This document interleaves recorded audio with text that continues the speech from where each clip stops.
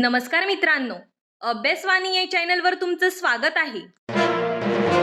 अभ्यासवाणी रोज अभ्यास रोज प्रगती. मित्रांनो, अनेक उमेदवार मुलाखतीची तयारी करताना फक्त कामाशी संबंधित प्रश्नांची तयारी करतात.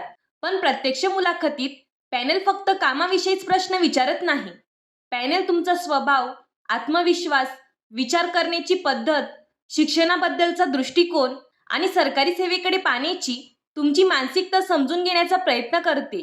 यासाठी पर्सनल आणि एज्युकेशन रिलेटेड प्रश्न विचारले जातात. अनेक विद्यार्थ्यांना हे प्रश्न सोपे वाटतात, पण याच प्रश्नांवर अनेक उमेदवार मुलाखतीत अडकतात. म्हणून आज आपण असे 11 महत्त्वाचे प्रश्न पाहणार आहोत, जे तुमच्या मुलाखतीसाठी अत्यंत उपयुक्त ठरू शकतात. चला तर मग सुरुवात करूया. प्रश्न क्रमांक 1. तुम्ही पदवीधर असून शिपाई पदासाठी अर्ज का केला?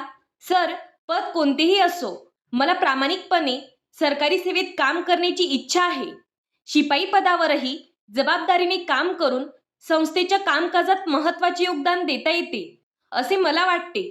तर बघा मित्रांनो, या प्रश्नाचे उत्तर देताना मला फक्त सरकारी नोकरी हवी आहे असे उत्तर देऊ नका. पॅनलला हे जाणून घ्यायचे असते की तुम्ही या पदाचा आदर करता का? आता पुढचा प्रश्न हा तुमच्या वैयक्तिक पार्श्वभूमीबद्दल आहे. प्रश्न क्रमांक 2. तुमच्या गावाबद्दल थोडी माहिती सांगा. सर, माझे गाव जळगाव जिल्ह्यात आहे. आमच्या गावाची ओळख केळीसाठी आहे. गावात शेती, व्यवसाय आणि विविध सामाजिक उपक्रम मोठ्या प्रमाणावर केले जातात. मित्रांनो, या प्रश्नातून तुमची कम्युनिकेशन स्किल आणि स्वतःच्या परिसराविषयीची माहिती तपासली जाते. आता तुमच्या शिक्षणाकडे वळूया. प्रश्न क्रमांक 3. तुमचा आवडता विषय कोणता होता? सर, माझा आवडता विषय राज्यघटना होता, कारण त्या विषयातून मला नवीन गोष्टी शिकायला मिळाल्या आणि त्या विषयाबद्दल विशेष रुची निर्माण झाली. तर बघा मित्रांनो, इथे लक्षात ठेवा, फक्त विषयाचे नाव सांगू नका, तो विषय का आवडतो हेही स्पष्ट करा. आता शिक्षण पूर्ण झाल्यानंतर तुम्ही काय केले हे पॅनल जाणून घेऊ शकतो. प्रश्न क्रमांक 4. शिक्षण पूर्ण झाल्यानंतर तुम्ही काय केले? सर, शिक्षण पूर्ण झाल्यानंतर मी स्पर्धा परीक्षांची तयारी केली. त्याचबरोबर माझ्या कौशल्यवृद्धीसाठी विविध गोष्टी शिकण्याचा प्रयत्न केला. तर बघा मित्रांनो, जर तुम्ही नोकरी केली असेल किंवा व्यवसाय केला असेल तर ते प्रामाणिकपणे सांगा. तसेच आता सध्याच्या घडीला तुम्ही काय करत आहात हा प्रश्न देखील विचारला जाऊ शकतो. प्रश्न क्रमांक 5. तुम्ही सध्या काय करत आहात? सर, मी स्पर्धा परीक्षांची तयारी करत आहे.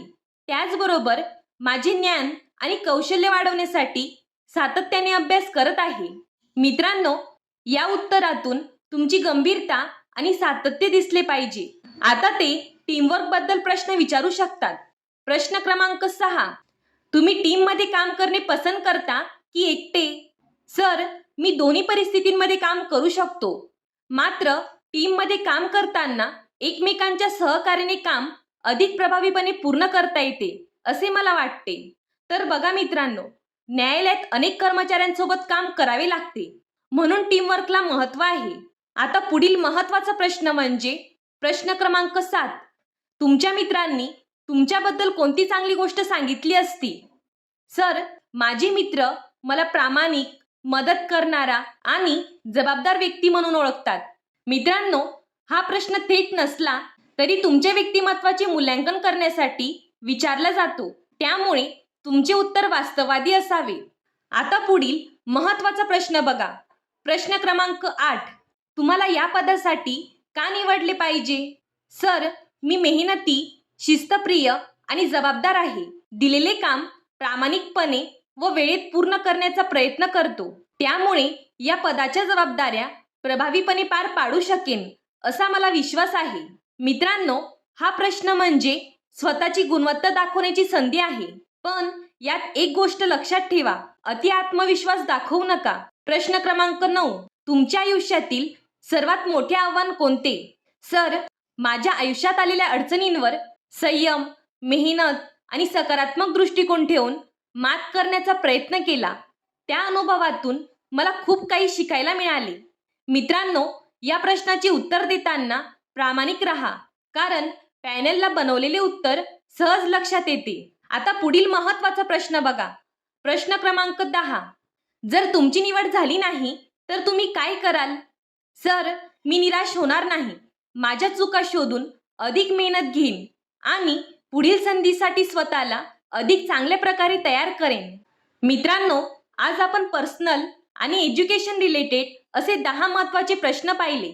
पण काही वेळा पॅनल उमेदवाराच्या वैयक्तिक परिस्थितीबद्दल देखील विचारू शकते. अशा वेळी भावनिक न होता शांतपणे आणि आत्मविश्वासाने उत्तर देणे महत्त्वाचे असते. आता शेवटचा एक पर्सनल बॅकग्राऊंड रिलेटेड प्रश्न पाहूया. प्रश्न क्रमांक 11.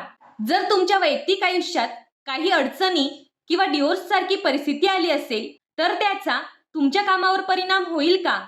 सर, माझ्या वैयक्तिक आयुष्यात काही परिस्थिती आल्या असतील तरी त्याचा माझ्या आयुष्यावर किंवा जबाबदाऱ्या पार पाडण्यावर कोणताही परिणाम होणार नाही. मी माझ्या कर्तव्यांप्रती पूर्णपणे जबाबदार असून संस्थेच्या नियमांनुसार प्रामाणिकपणे काम करेन. तर बघा मित्रांनो, आज आपण पर्सनल आणि एज्युकेशन रिलेटेड असे 11 महत्त्वाचे प्रश्न पाहिले.